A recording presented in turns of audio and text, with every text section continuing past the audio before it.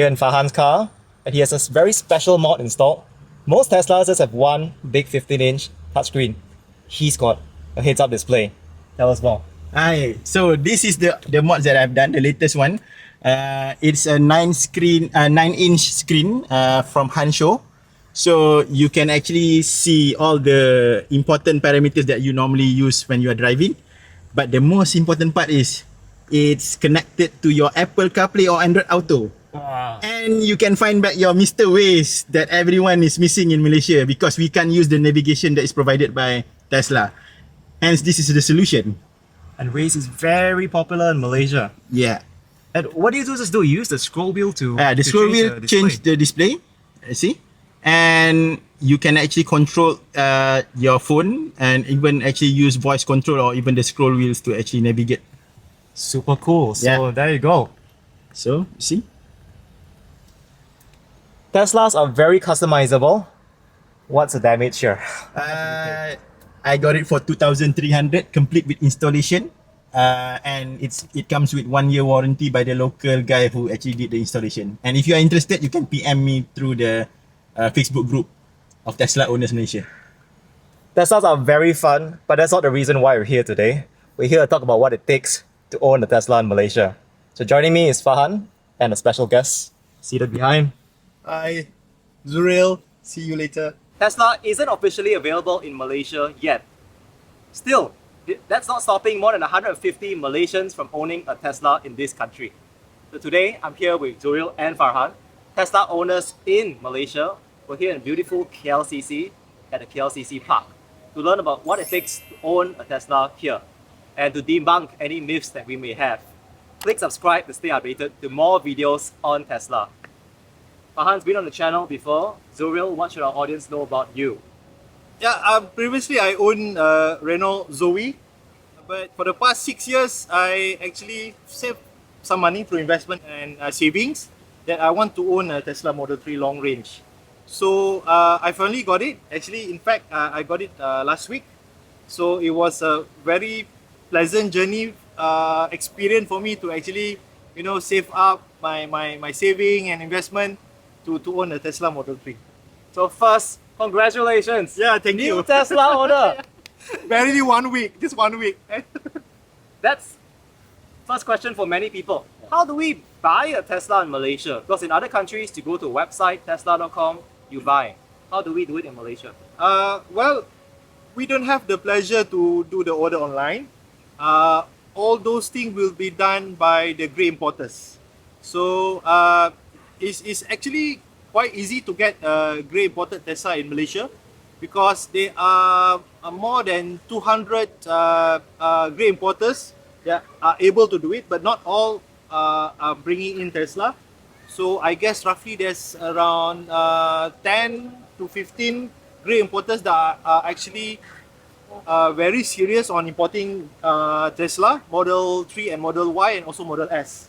And some do cater for Model X as well because Model X is the most expensive grey imported Falcon wing Tesla. doors. Yeah, the Falcon wing doors. Yeah. So it's easy. You just walk into these grey importers, and they do have existing stock available. And these are brand new units, not used or recon unit. This is a brand new unit. You will see the mileage is maybe as low as 50 kilometer. So it's a delivery mileage. Fresh. Yeah, very fresh from factory. And I get mine. Basically, it's a brand new unit with a bit of discount. Why? Because it's actually manufactured in October 2021. That's the birth date of the Tesla that you can actually retrieve from the car. Yeah. So it's that easy.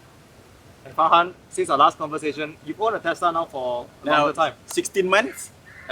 Probably the experience is not as simple as what Zuhril, because I was one of the pioneer. I think mine was probably number 3 or 4 that was delivered by the grey importer. So I put on my order. I still remember I put on my order in July. The car was ordered online by the grey importers. The delivery from that point to Malaysia was, I think the car arrived in October 2020. And with all the paperwork that needs to be done, because this is like the first long range going to be registered in Malaysia, it takes another 2 months. So I spent about 5 months. But compared to now, like Zuhril, he get his car 3 weeks after he put his down payment. Yeah, 3.5 weeks lah to get it registered. I think some of the owners actually get it as short as 2 weeks. Fast. Yeah. To add some info, Daren, right now there are 4 variants to choose from. Yeah. Yeah, basically from UK, that one is the number 1 request. Second is from Japan, a different spec, and Hong Kong, and finally you can also find Australia spec now. Because why they source out from different countries? Because it's not easy to get the supply. Yeah, we need to get the supply. It's not easy because the demand for Model 3 and Y especially is very high.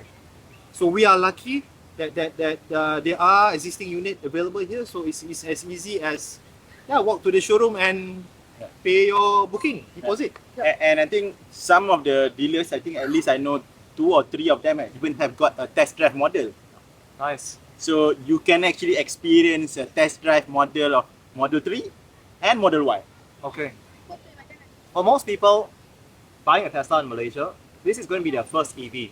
So they will go to dealers. They also want to talk to other owners. Where can they find a community of other EV owners?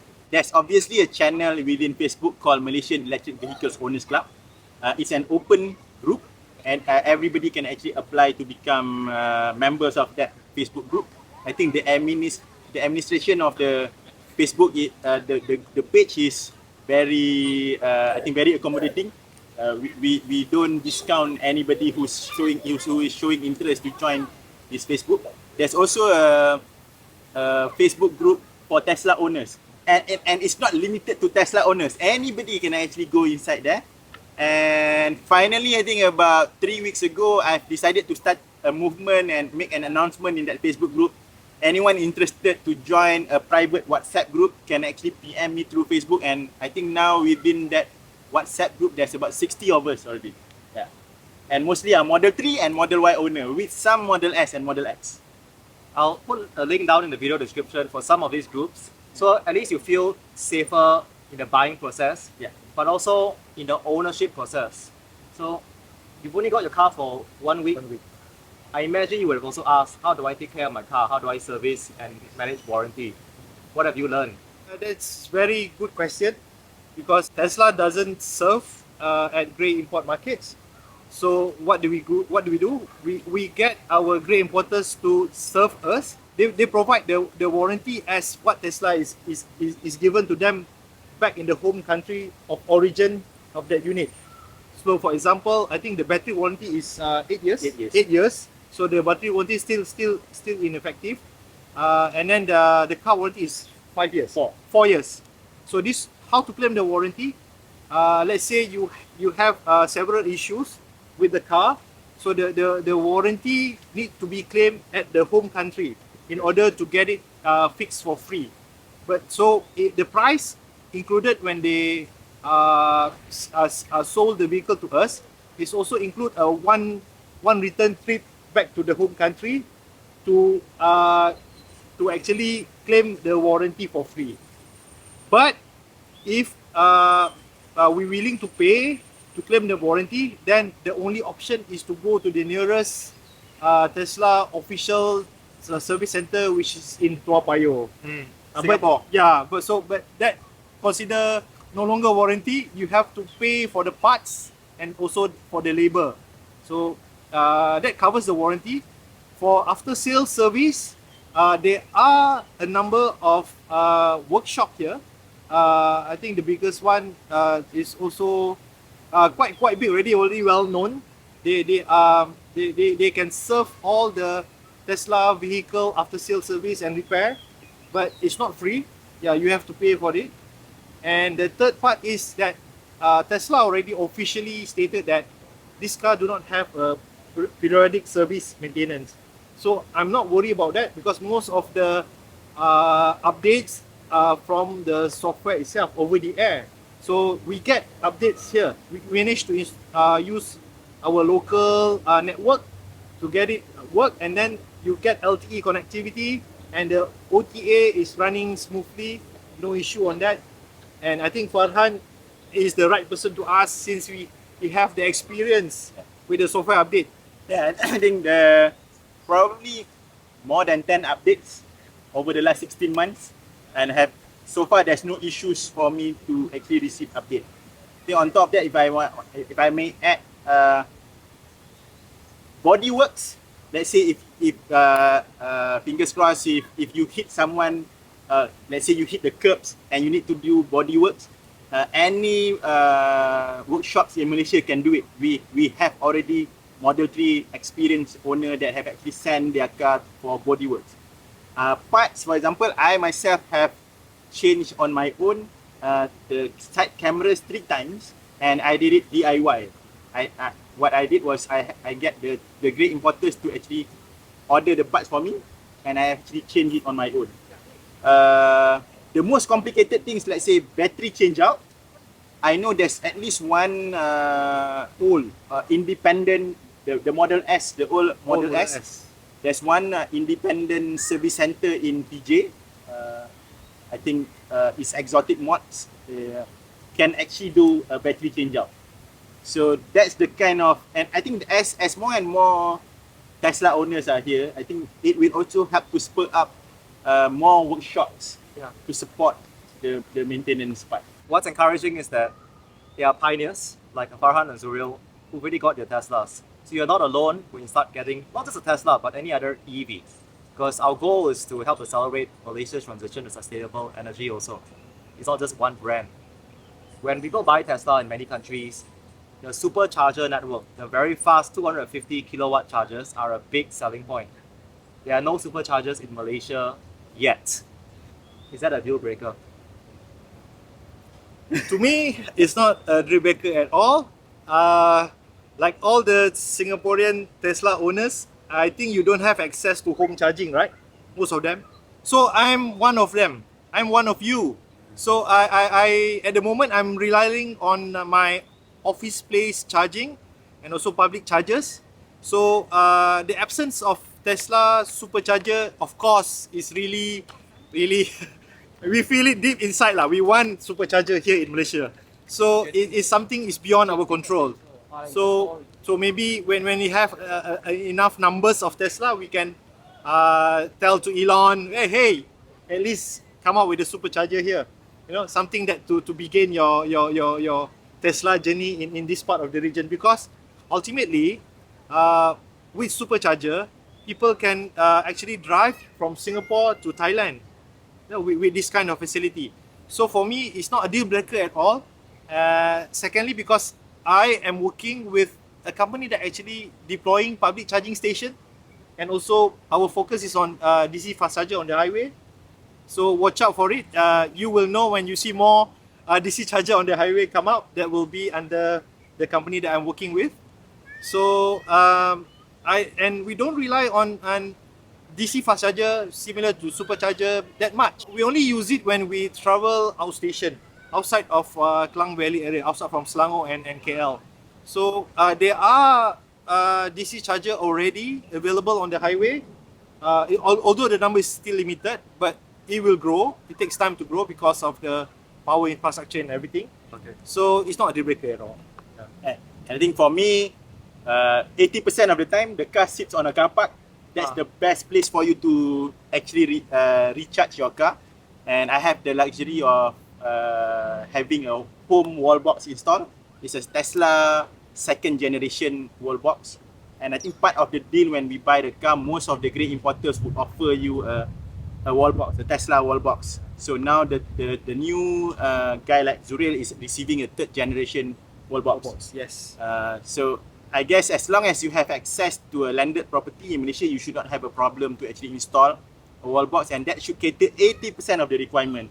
So you only require another 20% from the public charger. So it's not a deal breaker. Yeah. In fact, I may add, for a week of ownership, I've driven like 2,000 kilometers. Wow. Wow.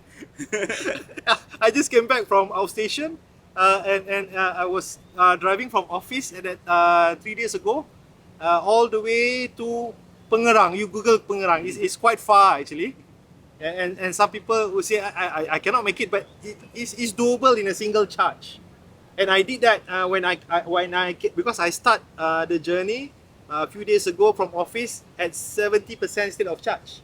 When I stopped by at iCrow R&R, charged for roughly about 30 minutes, 35 minutes while having lunch, and then straight away to the destination in basically nearby Desaru in Johor.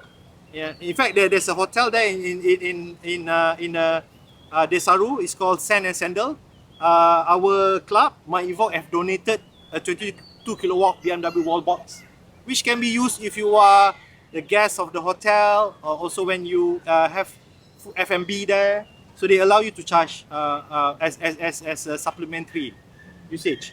So, I did a single charge from Sand and Sandal Desaru to KL yesterday, Impressive. and I arrived here with 15% state of charge. 50% state of charge for long range is still a lot. Yeah, Yeah, still a lot. pretty decent. It's good. Yeah. So, yeah, it's doable. You can actually enjoy the performance, the relaxation in driving long distance.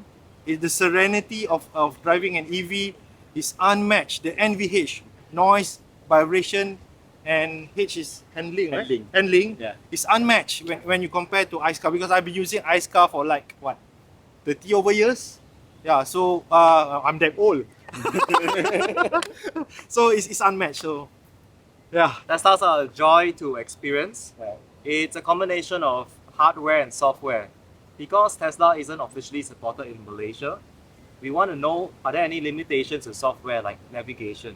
What's your experience, Farhan? I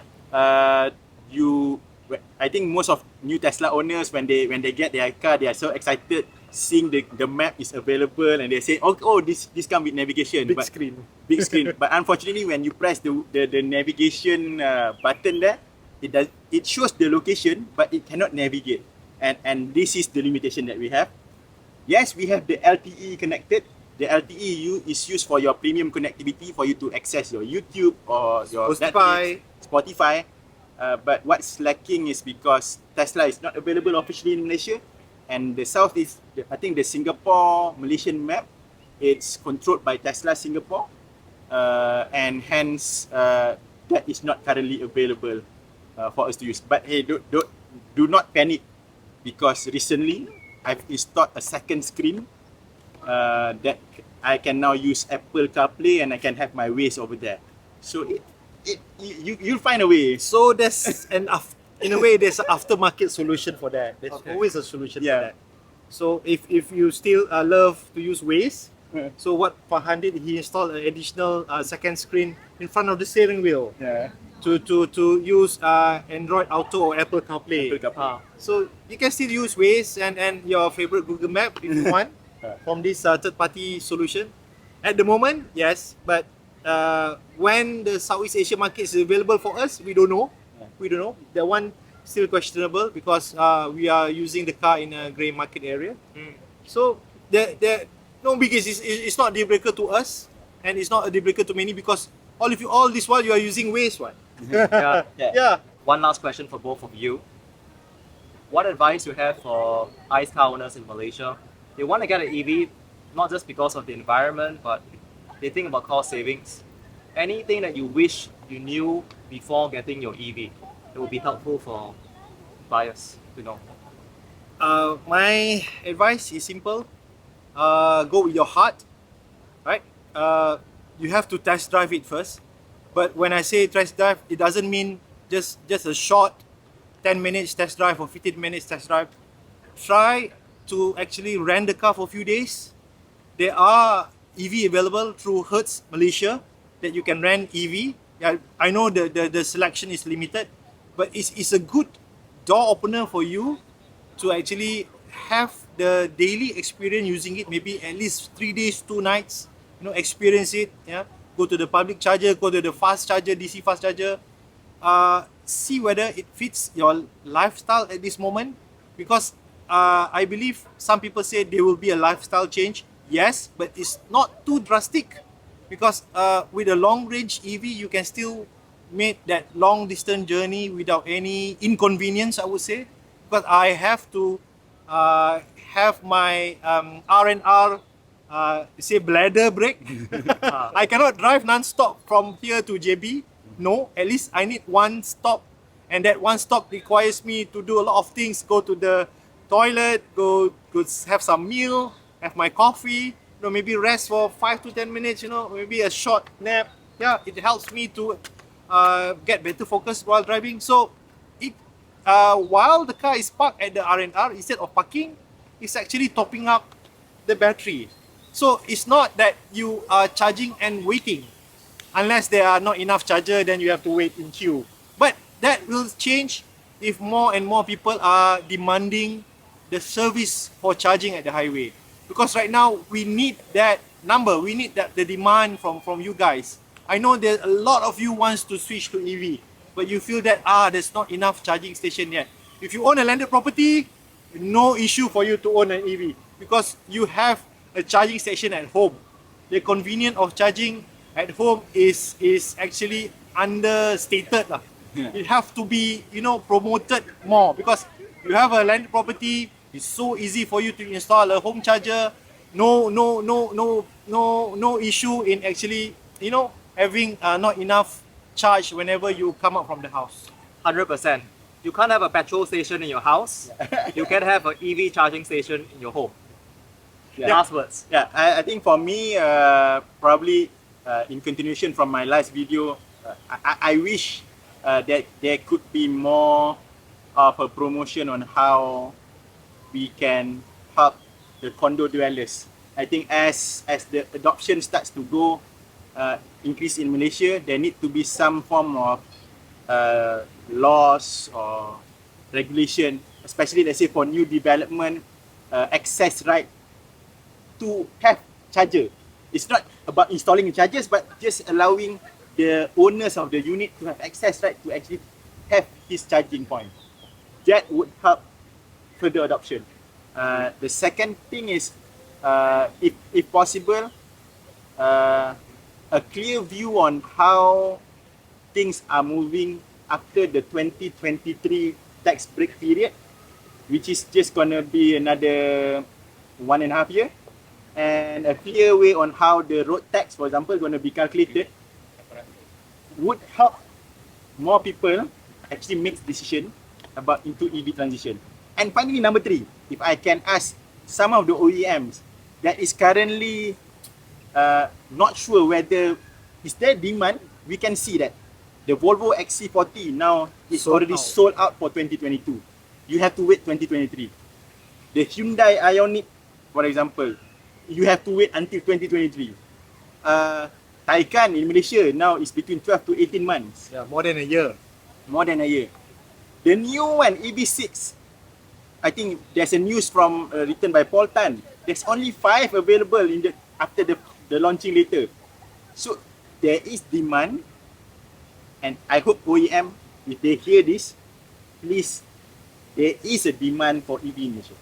So I may add one thing. The good news about Tesla right now in Malaysia, there are existing stock available. Yeah. If you go to the website now, Australia, Hong Kong, or UK, if you make an order, the delivery is actually next year. On February, March 2023. So, well, they already have the new units here available. So what's stopping you? Thank you for your wisdom and insights, and just helping to demystify some of our concerns. It is not smooth sailing. There's still a lot of hurdles we have to overcome, but the steps are getting clearer. Yeah. So if you found this video useful, please click the like button. Hit subscribe to stay updated to more videos on Tesla. Hello everyone, I'm here with Zuhril and Farhan, Tesla owners in Singapore. My goodness. Cut. Terrible. Wrong country. Wrong country. Bloopers.